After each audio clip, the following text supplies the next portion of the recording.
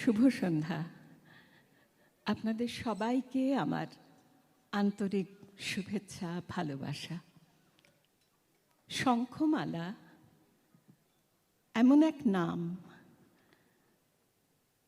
যেই নাম উচ্চারণের সঙ্গে সঙ্গে বাচিক জগৎ সচকিত হয়ে ওঠে। তার কারণ নিরবচ্ছিন্নভাবে শঙ্খমালা এমন একটি কাজ করে চলেছে, যেই কাজে বলা যায় শঙ্খমালা পথিকৃৎ। যেমন এই ৩৭ বছরে পা রেখে এই যে ৩ দিনের অনুষ্ঠানে ১৭টি প্রযোজনা, সম্মেলক প্রযোজনা, এবং প্রত্যেকটি এখন যারা কাজ করছে একেবারে নতুন ছেলেমেয়েরা, তারা দায়িত্ব নিয়ে করছে। মানে পরবর্তী প্রজন্মকে যত্ন করে যে তৈরি করা, শুধুমাত্র কবিতা তাদের মুখে তুলে দেওয়া নয়, আবৃত্তি নয়, একটি কাজ কেমন করে গড়ে তুলতে হয়, একটি সংগঠনে কেমন করে থাকতে হয়, তার যে শিক্ষা, সেটিও শঙ্খমালা পরিপাটিভাবে করে দিচ্ছেন। এই জন্য শুধু ভালোবাসা জানিয়ে না, আমি কুর্নিশ জানাই শঙ্খমালাকে। শঙ্খমালা পরিচালনা যিনি করছেন সে তো আমার ছোট ভাই, তাকে তো আমি ভালোবাসি। কিন্তু যারা আছেন শঙ্খমালায়, সমস্ত সদস্যদের জন্য রইল আমার প্রাণ ভরা ভালোবাসা। আজকের প্রথম কবিতা জন্মদিনের কবিতা। তোমার তো প্রতিদিন জন্মদিন, শুধু কি একটি দিন তুমি তোমার বিষণ্ণতা থেকে জেগে ওঠো? তোমার ঘর তখন বন্ধুদের পায়ের চুম্বনে অন্তরঙ্গ হয়? শুধু কি? তুমি জানো তা অসম্ভব, কেননা সারা বছর তোমাকে জেগে থাকতে হয়।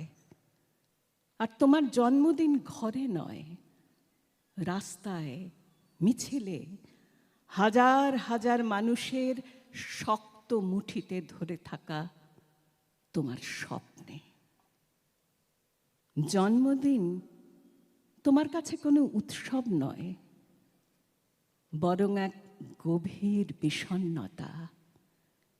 এই বিষণ্ণতা তোমার প্রতিদিনের জাগরণে, যে মন্ত্র বহুদিন আগে উচ্চারিত হয়েছে তোমার কণ্ঠে, তোমাকে ঘিরে থাকা বহু মানুষের কণ্ঠে, এখনো তা কয়েকটি আশ্চর্য শব্দের পবিত্র আকাঙ্ক্ষা। তুমি কোনোদিন অল্পে তুষ্ট নও। যার স্বপ্ন আছে, যার মাথার ঘামে, শরীরের রক্ত চলাচলে এগিয়ে চলার মন্ত্র আছে, সে কখনো তার পুরনো কবিতা নিয়ে কি হয়েছে, কতটুকু হয়েছে, তা নিয়ে বাতাসে গা ভাসিয়ে দেয় না। তার সামনে এখনো অনেক ঝড়, পাহাড় আর নদী, হিংস্র পশুদের চিৎকার, নরকের পর নরক।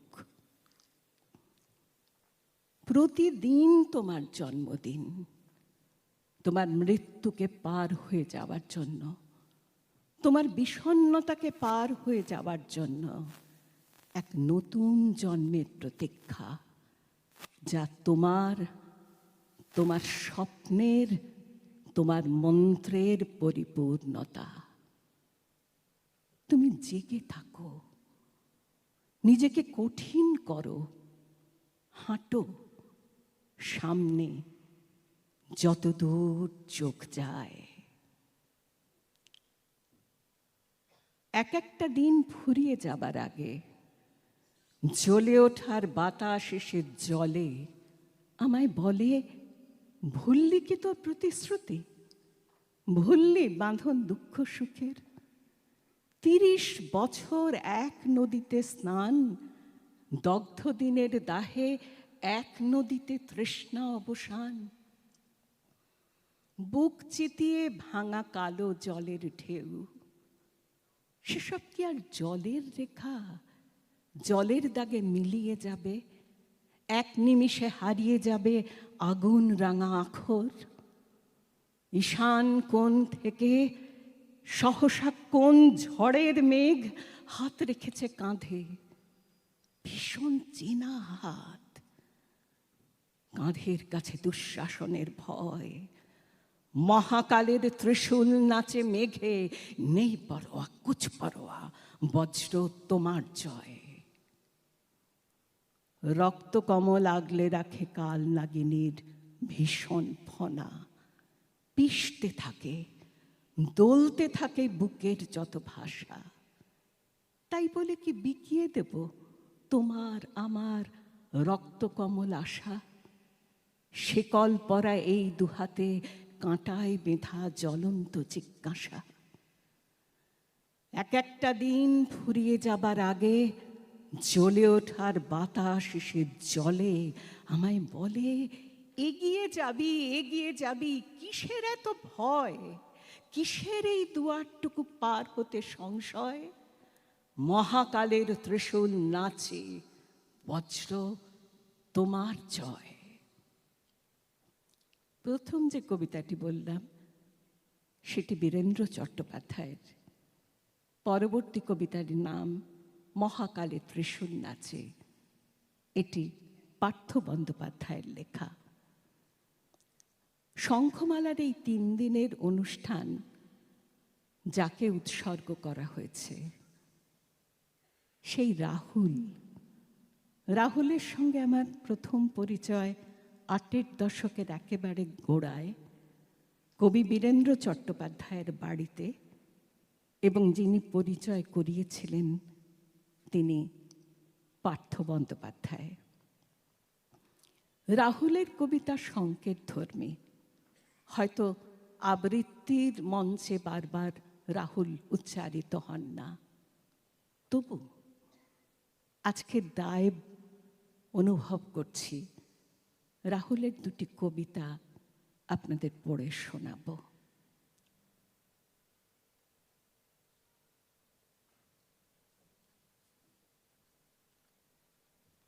আমরা যারা সাধারণত আবৃত্তির মঞ্চে কবিতা নিয়ে আসি, সেই কবিতা সহজ বোধ্যতা তার একটা বড়, কি বলবো, মানে মানুষ যাতে সহজে বুঝতে পারে এমন একটা বৈশিষ্ট্য তার থাকে। রাহুলের কবিতা তা নয়, কিন্তু এই জলে লেখা কবিতা, এই বইটির প্রথম এবং শেষ 2টি কবিতা আমি পড়ছি। আপনারা শুনে দেখবেন একজন কবি বোধহয় সারা জীবন ধরে একটি কবিতাই লেখেন। অন্তত এই 2টি কবিতা পরপর শুনে বা পড়ে আমার সেরকম মনে হয়েছে। প্রথম কবিতার নাম শূন্যের দিকে।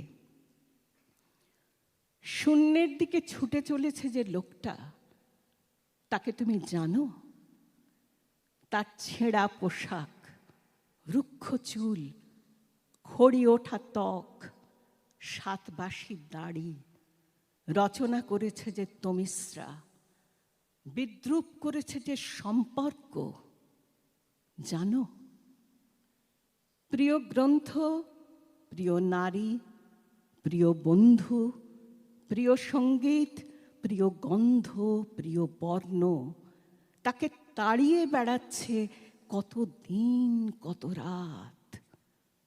সে ছুটছে, পালাচ্ছে, অস্বীকার করছে, ছুঁড়ে দিচ্ছে থুতু, খিমছে ধরছে বাতাস, কামড়ে দিচ্ছে বিষুব, পেচ্ছাপ করছে পরিত্যক্ত গ্রহটির মুখে। টুকরো টুকরো চাঁদের দিকে তাকিয়ে হাই তুলছে, বিড়বিড় করছে, মরা মরা। লোকটা একটা কবিতা লিখতে চাইছে। এই বইয়েরই শেষ কবিতা। যদি নাই লিখিতাম কবিতাখানি, যদি নাই বলিতাম মরা মরা, নিজের খুলিকে মসিপত্র না ভাবিয়া যদি শিরে শিরে বজ্র জ্বালিতাম, অপার মায়ার ভ্রমে যদি নিজেকে না আঁকিতাম গৃহের দেয়ালে, যদি নাই জড়াইতাম প্রেমে ও বৈরাগ্যে, যদি নেশাপক্ষী না উড়াইতাম জ্যোৎস্নায়, যদি হিংস্র চঞ্চু নাই ঘষিতাম দাঁড়ে, তাহলে তাহলে সাঁই ও গোসাই, কেমনে ভুলিব আমি তারে।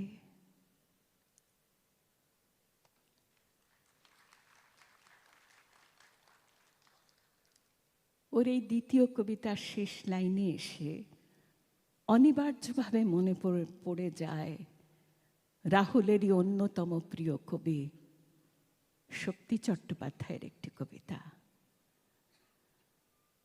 আজ সেই ঘরে এলায় পড়েছে ছবি, আনন্দ ভৈরবী।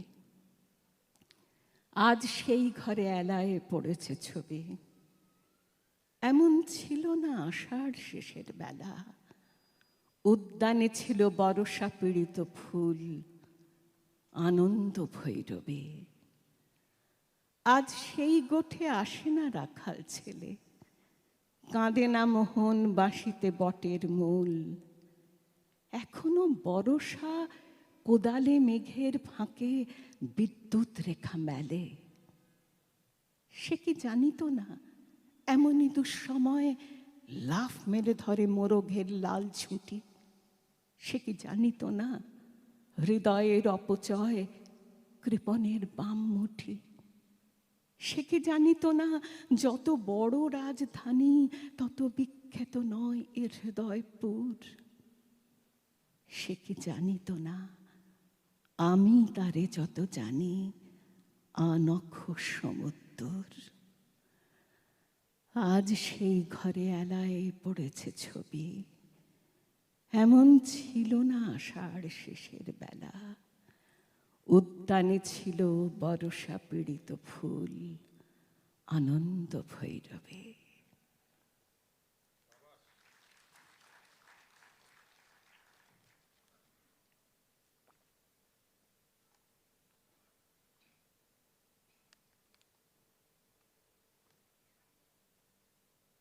শঙ্খমালা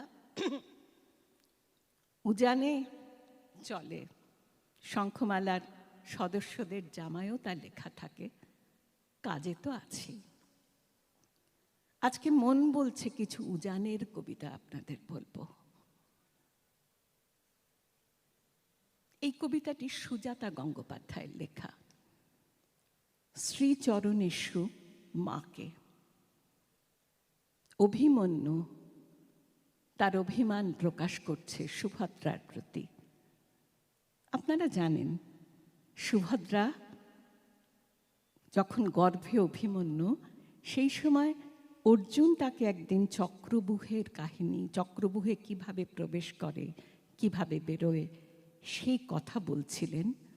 সুভদ্রা শুনতে শুনতে ঘুমিয়ে পড়েছিলেন। গর্ভস্থ সন্তান চক্রব্যূহে প্রবেশের পথ জেনেছিল, বেরিয়ে আসার পথ জানতে পারেনি, যে কারণে সপ্তরথীর মা তাকে মৃত্যুবরণ করতে হয়েছে। সেই অভিমানে অভিমন্যু বলছে মাকে, যুদ্ধবিদ্যা শেষেরটুকু শিখতে দিলে না, জঠর জুড়ে ঘুম নামালে অবহেলায় মা। হায় কিশোরী গর্ভাতুরা, অসাবধানে মৃত্যু লিখিস তোর আত্মজের ললাট পত্রে, জানতে পেলি না। রাজান্তপুর স্কন্ধাবারে শিখিসনি তুই এই পৃথিবীর সত্য স্বরূপ? মানুষ তো নেই, জানিস না এই রণাঙ্গনে ধর্ম মেনে এখানে কেউ যুদ্ধ করে না। অস্ত্র নিপুণ তীরন্দাজের কি প্রয়োজন? এই কুরুভূম বীরের রক্তে কলঙ্কিত। কপট যোদ্ধা দিগ্বিজয়ের নিশান ওড়ায় মা। আমাকে তুই চূড়ান্ত মার শিখতে দিলি না। কেমন করে হত্যা করে নিরস্ত্রকে, মিথ্যা ভাষণ ধর্মাচারের স্বীকৃতি পায়, কেমন করে অনাঘ্রাতার লজ্জা কেড়ে নীতির বুলি পোষ্যচারণ কবির মুখে জয়গাথা হয়, কেমন করে মনুষ্যত্ব শিখে তুলে অবলীলায় মুছতে হবে ন্যায় অন্যায়ের গণ্ডি রেখা। হায় অভাগী, না শেখালে আত্মজোতর হারবে কেবল যশ শিকারীর গুপ্ত তীরে, জানিস না তা? নিজের জন্য যে মূঢ়তায় গ্রহণ করিস প্রেমের নামে প্রবঞ্চনা, অপাপ বিদ্যা কিশোরী তুই নিজেকে দিস তার হাতে যে লোভকে প্রেমের মুখোশ পরায়। একই রকম অজ্ঞানতায় ব্যাধ শিশুকে জাত ব্যবসায় শিখতে দিলি না। শিকার যখন চলবে তখন কেমন করে সর্বপ্রথম হৃদয়টাকেই হত্যা করতে হয়। শব্দবিহীন অতর্কিতে পাখির বাসায় কেমন করে নিধন করে পক্ষী শাবক, সামনে যখন অনন্য পায় শিশু হত্যা দেখছে পাখির মা। জঠর জুড়ে ঘুম নামালি বুদ্ধিহীনা, জন্ম দেবার আগেই আমায় মৃত্যু দিলে, জানতে পেলে না।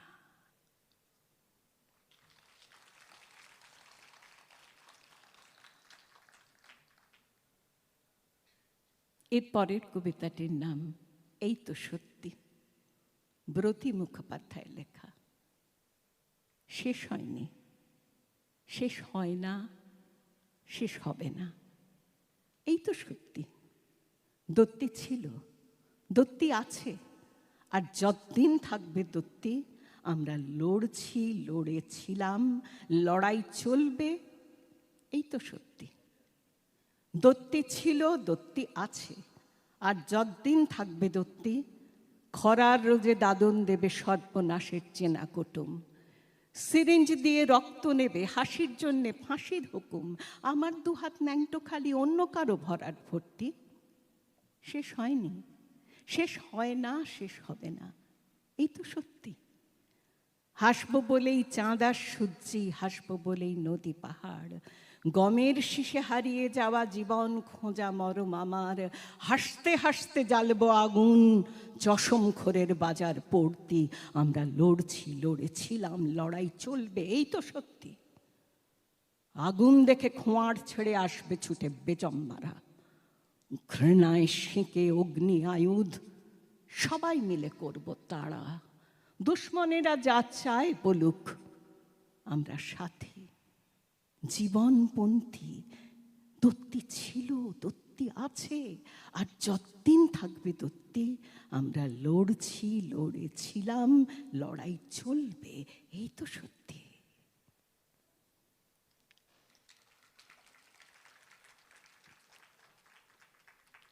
শেষ কবিতা সমীর রায়ের লেখা, হাশেম চাচা। হাশেম চাচা, তোমার মন বাংলো পৌষ মাসে, জোরদার নিল ধান। হাশেম চাচা, তোমার ঘর বাংলো আষাঢ় মাসে, ঘরে ঢুকলো বান।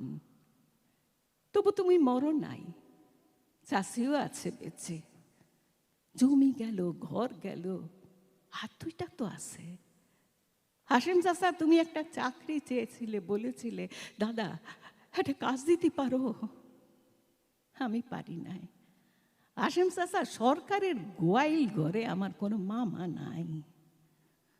রোদ, ঝড়, ঘাম, বৃষ্টি গেছে, পিঠ হইছে কালা, আর যোদ্ধা রয়েছে মা কালী, গলায় মুন্ডমালা। হাশেম চাচা, আমি বুঝি তোমার জ্বালা, তুমি বাঁচতে চেয়েছিলে, বলেছিলে দাদা বাঁচার কথা কও, আমি কইতে পারি নাই। আমার মাথায় শুধু যন্ত্রণাই, লাল টুকটুক স্বপ্ন ছিল, কাজে লাগে নাই। জানি না হন কি করছো, কোন দুয়ারে দরনা, চাচি রে কি তাড়ায় দিছ? নাকি ওই সে গঞ্জের ঘাটে পন্না? হাশেম চাচা, জমি কারো বাপের না, জমি হইল দাপের। তবু গ্রামে গঞ্জে গুগুর বাসায় ফোঁস ফোসানি সাপের। দেশ যদি হয় কেয়া বন, সাপ হইল তার রাজা, বিষের জ্বালায় জইলা মরি শরীর বাজা বাজা। এ কি হইল হাশেম চাচা? হাশেম চাচা কাইন্দা কাইটা জইলা পুইরা তুমি কোথায় চইলা গেলে? আর আমি হইলাম বন্দিরে বাই কলকাতার এই জেলে। ফ্যান গঞ্জের হাটে ফ্যানের জন্য হাশেম চাচা চেঁচায়, আর আমি হইলাম বন্দিরে ভাই কলকাতার এই খাসায়। হাশেম চাচা পয়সা থাইকো গঞ্জের হাটে, মংলা নদীর দ্বারে, সূর্যিটারে টাইনা নুমকিয়া বনের জারে। হাশেম চাচা বাইসা থাইকো গঞ্জের হাটে, মংলা নদীর দ্বারে, সূর্যিটারে বাইন্ধা নুমকে উঠা সাপের ঘাড়ে। জল ফোটে না বরফ ঢাললে, ফুইটা ওঠে তাপে। হাশেম চাচা, জমি কারো বাপের না, জমি আসে দাপে।